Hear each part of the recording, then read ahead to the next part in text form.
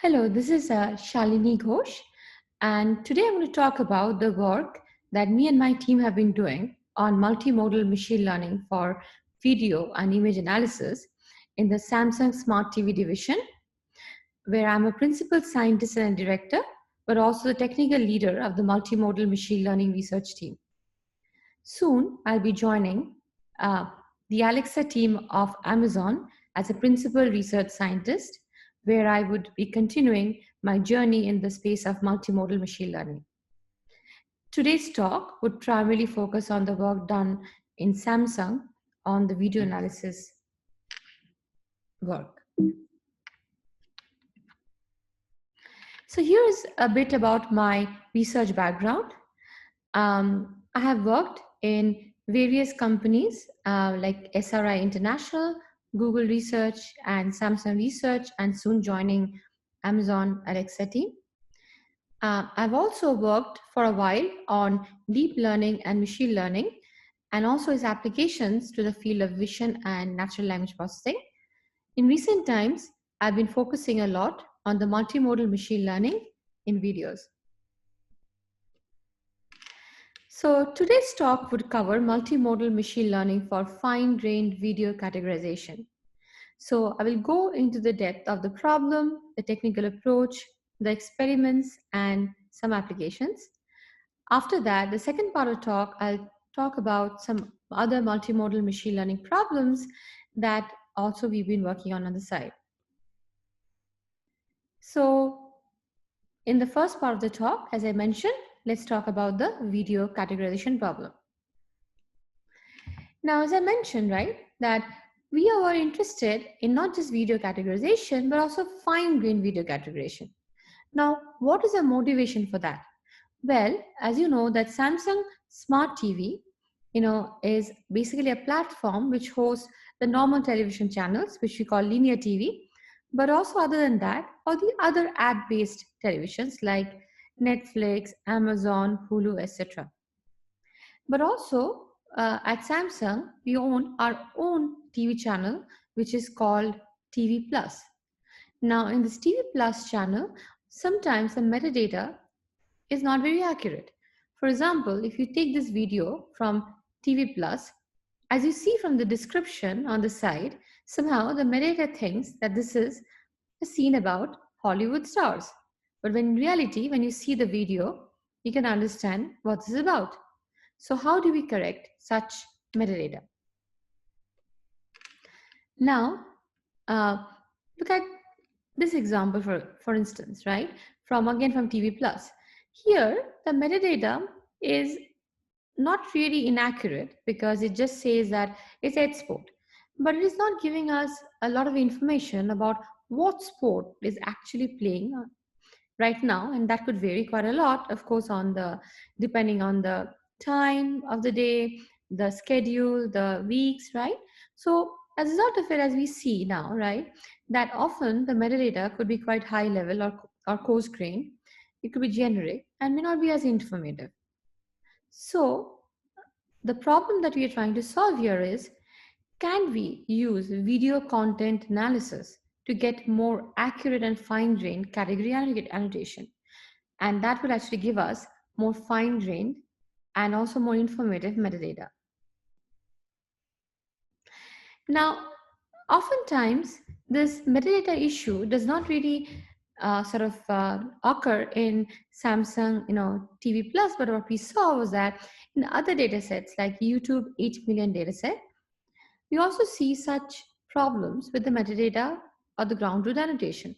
For example, if you see the photo on the left, right, this video actually is from a video which actually is about photography.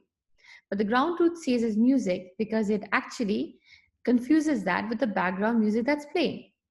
Now, on the right side, it gets the fact that it's a vehicle or car or Volkswagen, but it misses the stereo in the ground truth. And why does this happen in YouTube? Because the YouTube ETM dataset is actually semi-automatically generated for scalability.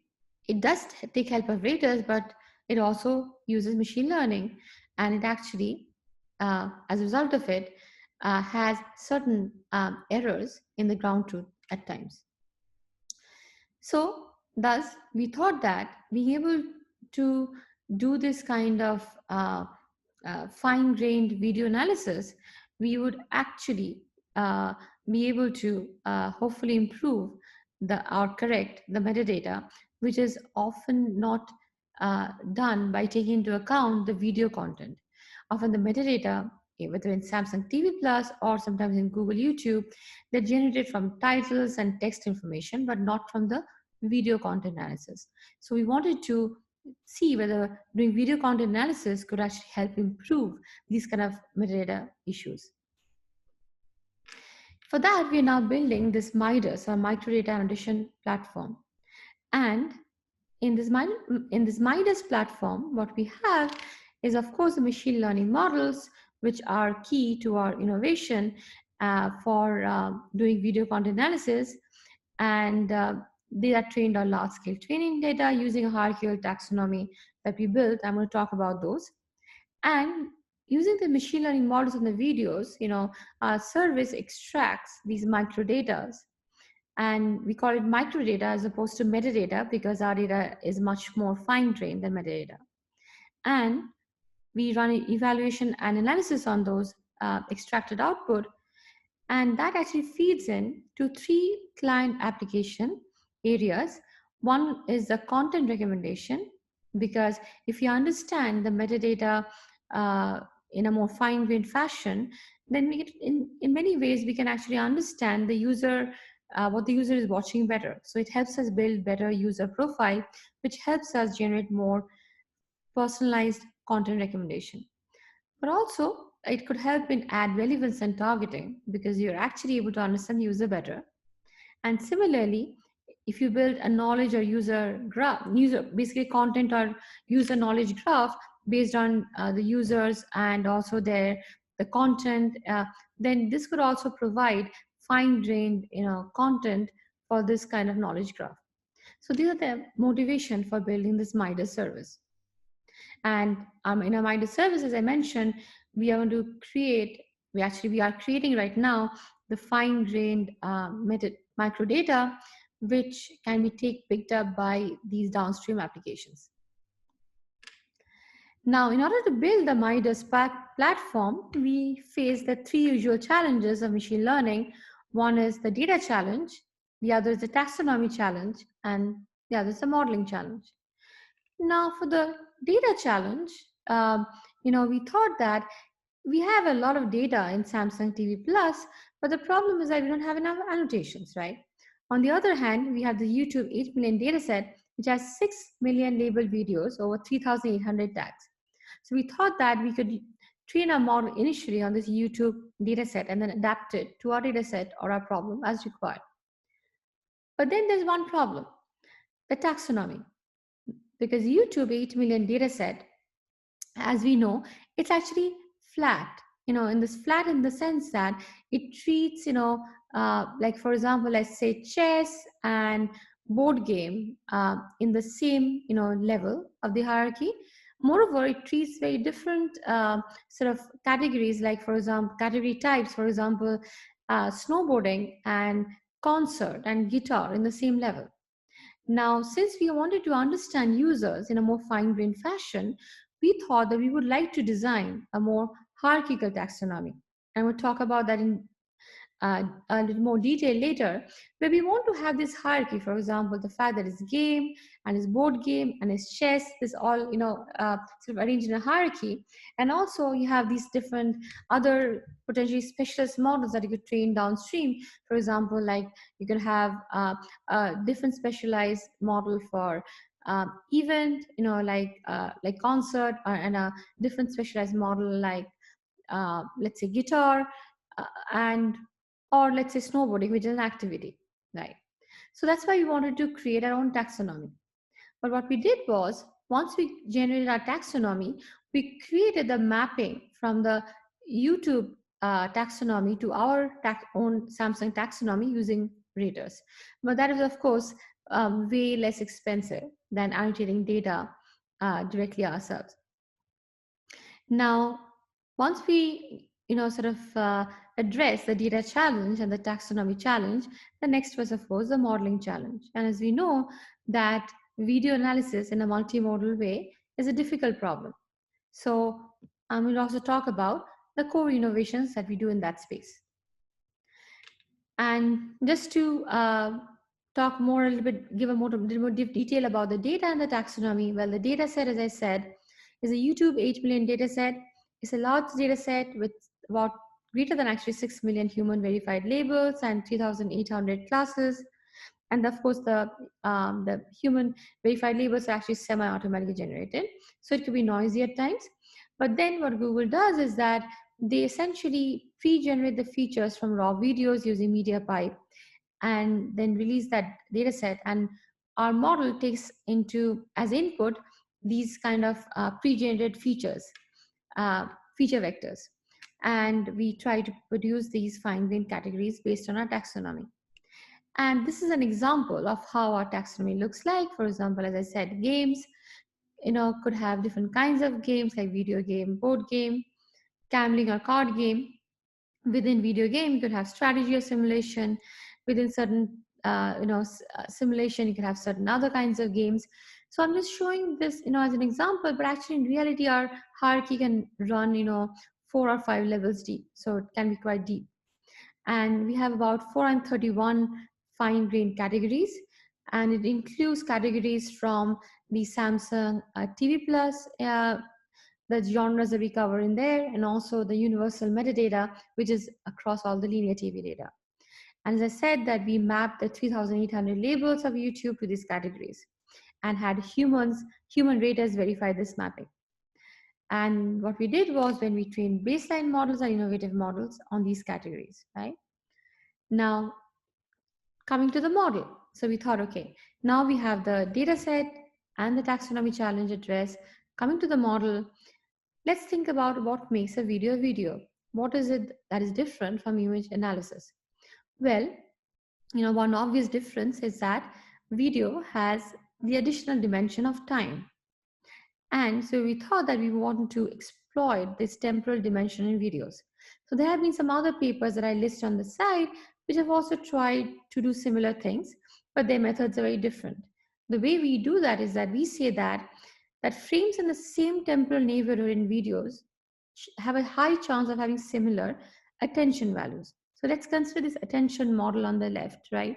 It's an RNN. So we're saying that if we consider the attention space in our RNN model, then in that attention space, temporal nearby attention variables for similar outputs should have similar values. That is the principle of what we call the temporal coherence.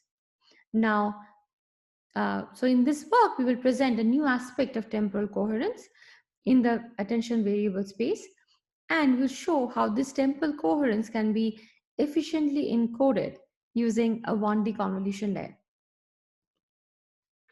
But first, we show in our recently accepted ACM multimedia paper that actually our temporal coherence principle is quite generalizable to different kinds of models like RNN, transformers, and but at the same time, let's develop this, for this talk today, the model on the transformer model without loss of generalizability in this case. So let's say that, just to recap the transformer model, as we know, is the transformer model has a scale dot product attention, right? And in this case, we consider multi-headed transformer model, basically on the encoder side. And as we know that each head learns attention based on position encoding and the QKV vectors, right, which are transfer the input vectors.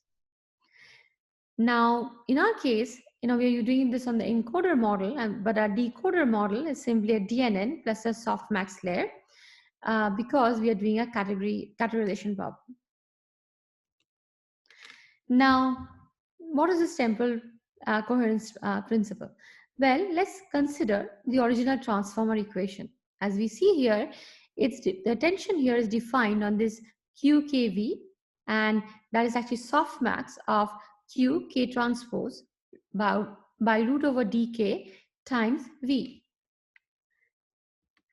Now, if we actually consider the temporal coherence principle, then each of these equations for these Q and K and V, they have this additional term that I've sort of circled in red.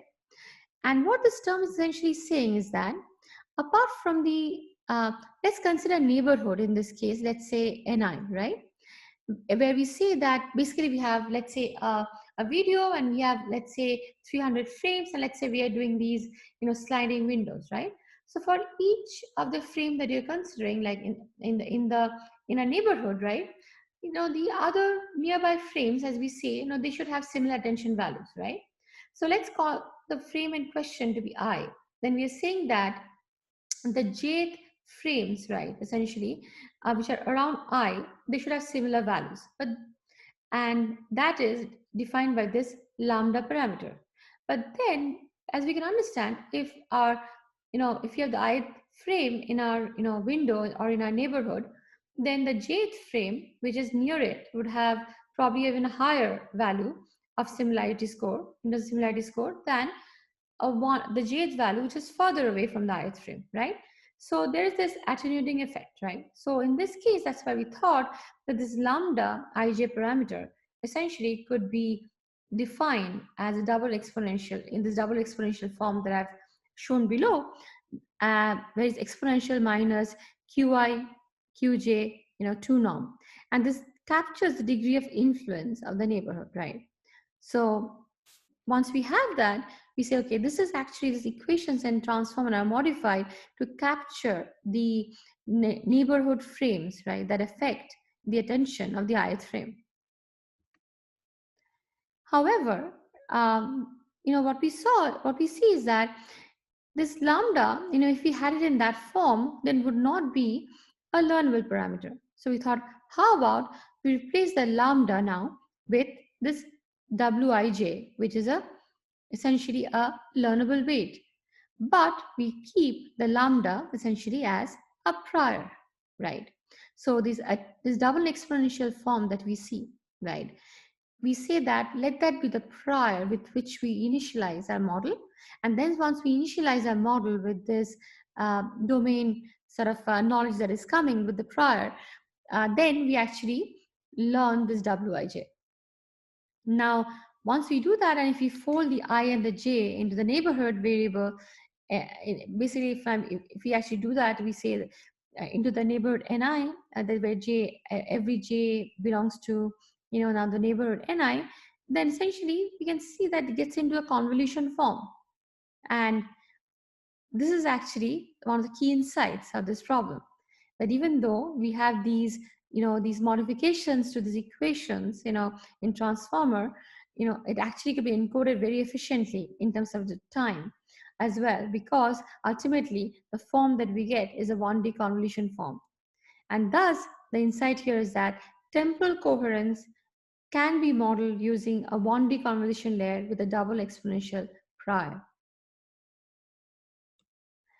Now, the next thing is that this temporal coherence principle is still for the single modality of the video, right? We have the audio and the video, and each of these modalities could have the temporal coherence. But we also have these two modalities which could actually guide each other. So we come to the cross-modal fusion. And this is the second part of our innovation, which we say that we now exploit the multimodal nature of videos by taking into account the different video data like video, audio, and text. As we know in the literature, there are different forms of such fusion of modalities. One is the early fusion, the other is late fusion, and the other could be intermediate fusion. In our case, we do intermediate fusion of attention because we're doing the attention space. And the intuition here of this cross-modal fusion, of course, is that if you're attending in one modality, then there's a high likelihood of attending in another modality. And now what happens in terms of equation? So let's consider our transformer equation again. So as we see that we actually have the, let's say, the audio, sort of attention computed this way. This is, let's consider the equation without the V term, right? On the term without the V. So once we have the part circle in red, this is the audio attention. Now, if we have this audio attention, let's say, guide the video modality, then for the video modality, the attention equation will get modified such that we have this additional uh, sort of term GV times AA, where AA is, as we know, is coming from the audio attention, and GV is essentially just a learnable, variable G, which is weighting this audio. So that is what we call this cross-modal guided attention. But when we did the analysis, we saw that wait, when we are doing this fusion and we are saying that the audio and the video guide each other, but what happens when we actually plot the attention in the video space versus the audio space? And as we clearly see, one is actually a nonlinear transform of the other. So then we said that instead of having just this GV and AA, we want to actually have um, a term F, in front of this term GVA, but F is nothing but maybe a ReLU or a DNA, which essentially learns this nonlinear transform. And basically, once we do that, then basically the audio and the video will guide each other, but in a nonlinear transform way. So we call this the nonlinear cross-modal attention, or NGA. But even with that, we thought there's another problem that we've not addressed yet. For example, if you remember our previous example, actually the video channel clearly thinks that is a photography video, but an audio channel gives the music. And as a result of it, there's no correlation between the audio and the video modality. So, and the same thing as you can see on the right-hand side picture, the video channel is a still picture, but the audio channel is dance music. So then which modality do you trust? And in this case, does the audio and the video really help each other or not? So what we thought was that let us train a separate correlation tower model. And this correlation tower, what it does is that we give it as positive example, the audio and the video from same video, whereas as negative examples, we give the visual and the audio features from different videos. And we use things like contrastive loss to essentially train this model to understand whether the audio and the video in an actual video is correlated or not. And if it's correlated, only then should you do this cross-modal fusion. If it's not correlated, then you should not do this cross-modal fusion.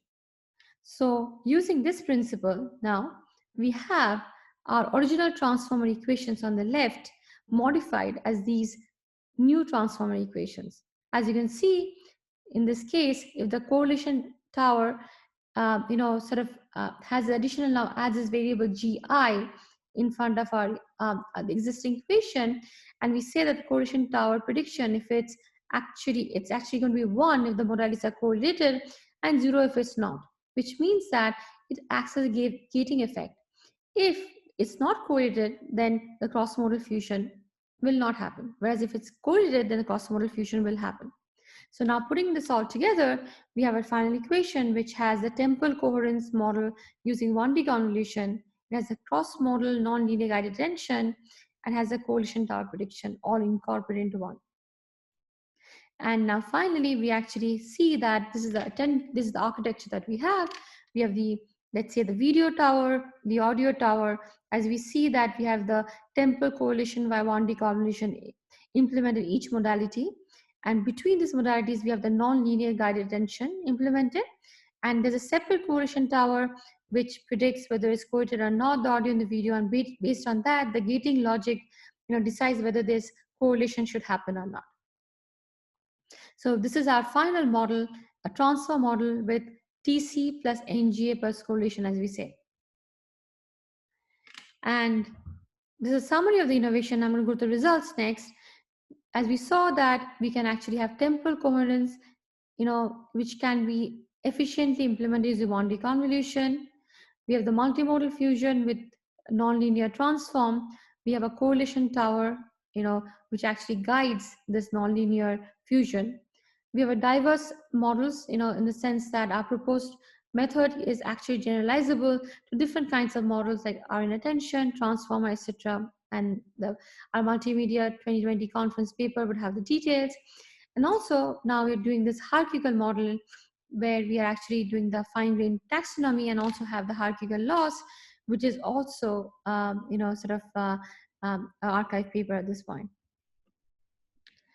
So this is the results that we see, and as we see that our model, essentially, which is the TC-NGB, gives gain over the baseline model, which is a simple transformer model, and on several metrics like gap, map, per. This is still trained on the YouTube dataset following these metrics, and we also do the ablations to show how each of these features help.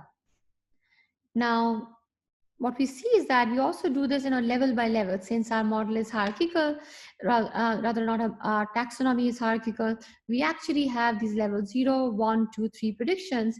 And as expected, that as we go down the hierarchy, right, the overall performance goes down because the leaf nodes are more difficult to categorize than the root level nodes, right? But that is where our model performs the best in terms of the baseline, because we get the most amount of gain as we go down the hierarchy. Now, these are some of the examples of the coordinate analysis that we did, and this shows that how we are doing better than the ground, not just a baseline model, but sometimes how we are coming close to the ground truth. And what happened to our examples? Well, with our model, sort of is essentially, being able to essentially understand this correlation and everything else, as you see, is able to correct, right, the YouTube ground truth. And our MiDAS prediction is that it's now art, photography, and art instead of music. Similar thing for this one, our MiDAS prediction now has corrected that, and it says that it actually has the electronics gadget. It is able to predict the electronic gadgets and music that comes with the stereo.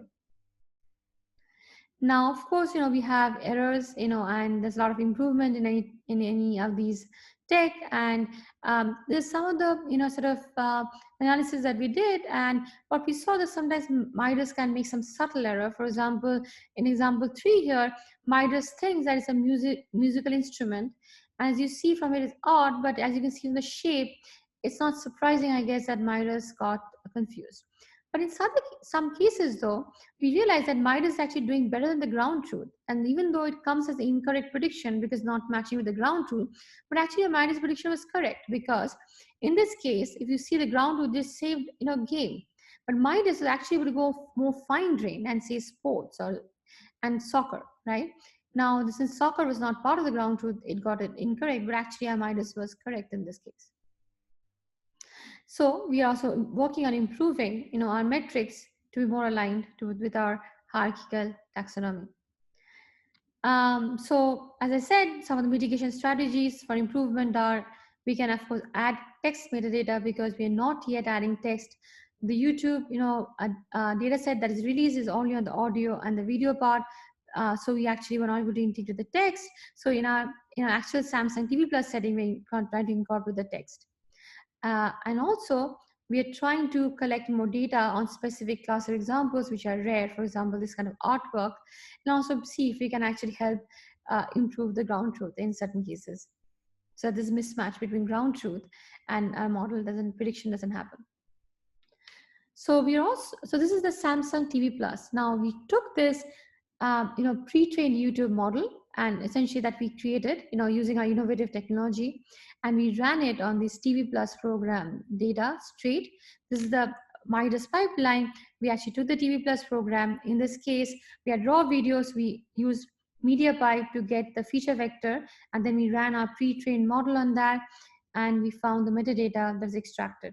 And this was useful for TV Plus channel because we actually have, sort of very sparse metadata types, and from a diverse set of producers who are geographically dispersed in multiple languages.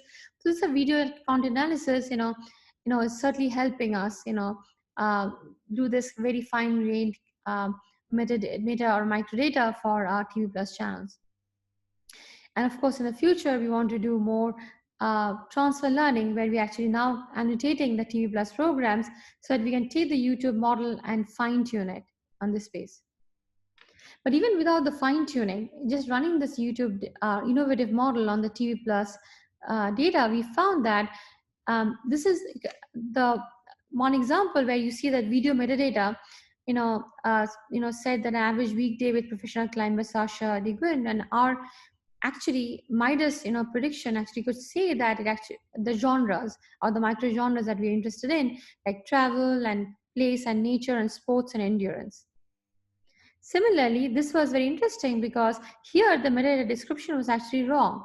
It says that this week's People magazine sat down with the legendary music mogul Sean to find out. But actually, our MIDAS pipeline was able to actually quite accurately sort of identify this actually, not just a movie or TV, but also a drama and a comedy. As you can see, it's actually Will and Grace, so our MIDAS prediction was correct in this case. Similarly, for our previous example, we not only now have the information that's ed sport channel or program genre, but we actually see that in this particular program, we actually have sports and track and biking and bicycle and even racing, and also it has the transport genre. So as we see that it's becoming more informative now. And the first example at the beginning. So now it no longer thinks that the video program is about Hollywood celebrities, but is correctly able to identify that's actually about animal or rather land animals like monkeys, and also it's able to find the genre that is actually wildlife program that is happening, which is specifically interesting to know in terms of user understanding. So future directions, we have working on several future directions. We are actually, as I mentioned, we are exploring transfer learning of our trained modeled on other tasks, fine-tuning on domain data. We're doing hierarchical modeling, but also using hierarchical laws. We are doing multimodal fusion techniques that are more sparse, and we are actually also actually incorporating text captions now into our multimodal analysis. And as we know, there's kind of many applications in, both inside and outside Samsung. We actually could use this kind of video content analysis technology in photo and video tagging, for example, to find out if you ask any assistant, show me snowboarding videos on 2018 Tahoe trip. Well, knowing that your video clip is tagged as snowboarding video could certainly help with that query. Similarly, for video content recommendation, it could give you finer user understanding and make your recommendation more personalized. Similarly, as I mentioned, for ad targeting and relevance, it could also help you identify the lookalikes better and also identify more relevant ads, which should sort of essentially help in better conversion. This is only some of the applications that I'm talking here. And the final thing is that, as I said, that I don't have time to go into each of this, unfortunately, today, but we also have been looking at other multimodal applications in Samsung in my group, and we'll be looking at visual dialogue systems and how we can, sort of reason about them in a multimodal way. We're looking at, model. We'll be looking at explanations. Essentially, can we actually explain our models better, especially when we're doing this kind of visual question answering or visual dialogue kind of task, or even just image captioning kind of task. And also we're looking at essentially how can we do near real-time incremental learning for various let's say computer vision tasks like object detection at the edge. And more details can be found at shalinighosh.com. So I'm at the end of my talk today. We've covered, the multimodal fine-grained video categorization and some other problems we're doing. And I'm now happy to take questions. Thank you so much.